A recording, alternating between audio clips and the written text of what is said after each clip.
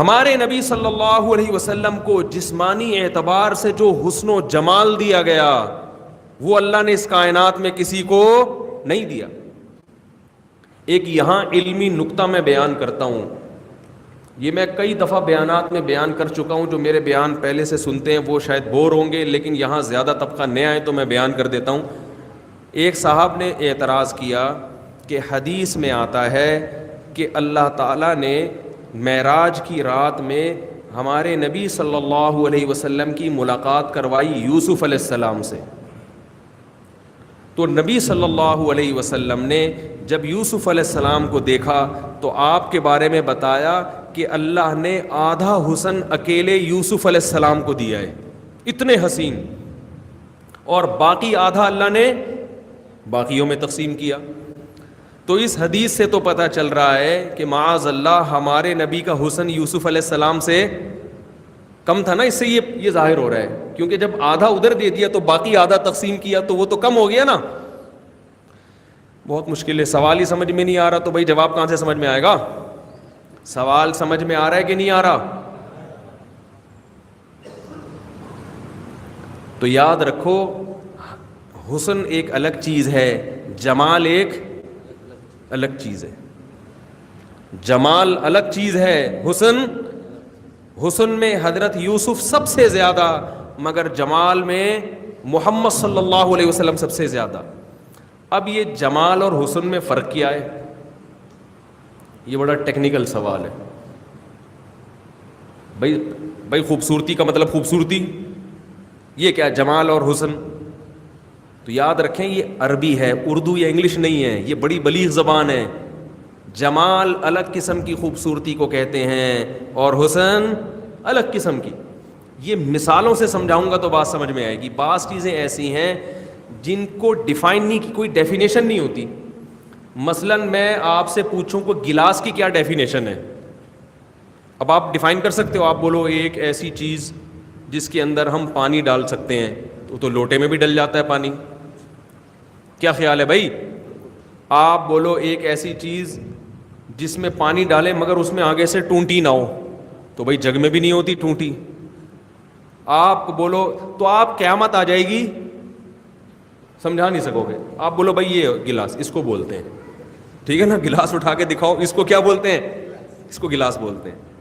تو حسن اور جمال میں کیا فرق ہے, یہ مثال سے سمجھ میں آئے گا انشاءاللہ, مثال سے سمجھ میں آئے گا. دیکھو اللہ تعالیٰ نے دنیا میں جو اٹریکشن رکھی ہے وہ بچے میں رکھی ہے, یہ بالغ اور جوان میں رکھی ہے؟ بچے میں اٹریکشن رکھی ہے, لیکن جو عشق ہوتا ہے وہ بچوں سے نہیں بلکہ جوان سے ہوتا ہے. عورت کو جوان مرد سے عشق ہوگا اور مرد کو جوان عورت سے. حالانکہ حسن کس میں ہوتا ہے؟ بچے میں. پھول جیسے ہوتے ہیں, بچے حسین ہوتے ہیں, جمیل نہیں ہوتے, اور جب وہ بلوغت کی دہلیز پہ قدم رکھتے ہیں اور جوان ہوتے ہیں تو ان میں جمال پیدا ہو جاتا ہے, ان میں ان کی چال میں ایک تناسب پیدا ہوتا ہے, آواز میں ایک تناسب پیدا ہوتا ہے. چھوٹا بچہ حسین ہوتا ہے مگر وہ لڑک کے چلتا ہے, اس کی معصومیت پہ آپ کو پیار آتا ہے, مگر جمال اس میں نہیں ہوتا. جمال جب پیدا ہوتا ہے جب وہ طاقتور بنتا ہے, اور اس کی آواز میں طاقت, اس کی چال میں طاقت, اور اس کی جو ہے نا وہ پکڑ میں طاقت. اور بڑے پھر دیکھو یہ جو ماڈلنگ کرنے والے لوگ ہیں یہ بچوں سے ماڈلنگ نہیں کرواتے. یہ جو حسن کے مقابلے میں لوگ کھڑے ہوتے ہیں نا, کبھی دیکھا کسی بچے کو لا کے انہوں نے چلایا ہو, بندے چل رہے ہوتے ہیں, ٹھیک ہے نا, کہ بھی شیروانی پہن کے آپ یہاں سے وہاں تک گزرے, ذرا ہم دیکھنا چاہتے ہیں کہ آپ کیسے لگتے ہیں. تو جوان انسان کی چال میں کیا ہوتا ہے؟ اگر اچھی چال ہو, اگر اچھی نہیں ہو تو پھر تو نہ جوان میں نہ بچے میں. تو تناسب جب پیدا ہوتا ہے نا جسم کے تمام اعضاء میں اور بولنے میں اور انداز میں, تو یہ تناسب ہر لحاظ سے جب کامل ہوتا ہے تو اس سے جو خوبصورتی پیدا ہوتی ہے اس کو جمال کہا جاتا ہے, اس کو حسن نہیں کہا جاتا. حضرت یوسف علیہ السلام میں حسن تھا, پہلی نظر میں بہت اٹریکشن تھی, سب کو بڑے پیارے لگتے تھے. مگر محمد صلی اللہ علیہ وسلم کے چہرے پہ کیا تھا؟ جمال. علماء کہتے ہیں کہ جمال سے متاثر ہونے میں ٹائم لگتا ہے, حسن سے فوراً متاثر ہو جاتا ہے انسان. دیکھو بچہ پھول سا ہوتا ہے, فوراً دل چاہے گا اسے پکڑ کے پیار کریں بس. لیکن جس میں جمال ہونا, جب وہ بالغ ہو جائے تو پھر آہستہ آہستہ اس کی حسن سے پردہ اٹھتا ہے, اس کی اداؤں سے انسان متاثر ہوتا ہے آہستہ آہستہ. یوسف علیہ الصلاۃ والسلام کو جن عورتوں نے دیکھا, دیکھتے ہی ہاتھ کاٹ ڈالے. امی عائشہ رضی اللہ تعالی عنہا فرماتی ہیں اگر میرے حبیب صلی اللہ علیہ وسلم کو دیکھتی تو ہاتھ نہیں کاٹتی, اپنی گردنیں کاٹ ڈالتی. اب آپ کہیں گے بھائی بہت سو نے دیکھا, کسی نے نہیں کاٹی. رہے نہیں ہے ساتھ میں, کیونکہ جمال میں روب ہوتا ہے, حسن میں روب نہیں ہوتا. تو آہستہ آہستہ انسان اس سے مانوس ہونا شروع ہوتا ہے. نبی صلی اللہ علیہ وسلم نے فرمایا اللہ نے مجھ پہ اتنا روب ڈالا ہے کہ 1 مہینے کی مسافت سے دشمن مجھ سے کانپنا شروع کر دیتا ہے. یہ جو روب ہے, جلال ہے, جبکہ اتنے میٹھے اخلاق کہ بات کر رہے ہیں تو منہ سے پھول جھڑ رہے ہیں. ہم کسی پر روب قائم کرنا چاہیں تو جب تک گالیاں نہ نکالیں بھائی, اور گھونسے نہ ماریں اور بندوقیں نہ دکھائیں, کسی پہ روب پیدا ہوگا؟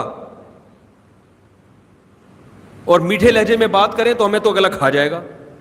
نبی صلی اللہ علیہ وسلم کا جمال ایسا کہ ہاتھ انتہائی نرم, ایسے نرم ہاتھ کہ حضرت انس ابن مالک رضی اللہ تعالیٰ عنہ فرماتے ہیں اللہ کی قسم میں نے ریشم اور دیباج کو بھی چھوا ہے مگر محمد صلی اللہ علیہ وسلم کے ہاتھ سے زیادہ نرم نہیں تھا. ریشم بھی آپ کے ہاتھ سے زیادہ نرم نہیں تھا. اور جب بات کرتے تھے اتنی میٹھی بات, ہمیشہ مسکراتے. حضرت ابو ہریرہ رضی اللہ تعالی عنہ فرماتے ہیں کہ میں نے جب بھی نبی کو دیکھا اور نبی کی نظر جب بھی مجھ پہ پڑی ہے ہمیشہ دیکھ کے مسکرائے ہیں. ایسے اخلاق. اور انس ابن مالک رضی اللہ تعالی عنہ فرماتے ہیں کہ میں نے محمد صلی اللہ علیہ وسلم کی 10 سال خدمت کی ہے, اللہ کی قسم کبھی ایک مرتبہ بھی مجھے ڈانٹا نہیں کسی بات پہ, کبھی ایک مرتبہ بھی یہ نہیں کہا کہ یہ کام تم نے کیوں نہیں کیا, اور کبھی ایک مرتبہ بھی یہ نہیں کہا کہ یہ کام تم نے کیوں کیا. ایک دفعہ بھی ایسا نہیں ہوا. بتاؤ ہم اپنے ملازم کے ساتھ ایسا کریں, وہ تو ہمیں ہی کھا جائے گا تھوڑے دنوں میں بیچ کے. کیا خیال ہے بھائی؟ ہم اگر اپنے ملازم کو کبھی پوچھے ہی نہیں, آپ نے دکان میں کوئی ملازم رکھا 10 سال رکھا, آپ نے کبھی ڈانٹا ہی نہیں اس کو, چلے گا وہ؟ تھوڑے دنوں میں آپ پوچھا لگا رہے ہوگے اس کی دکان میں وہ سیٹ بنا ہوا, کیا خیال ہے, وہ سیٹ بنا ہوا بیٹھا.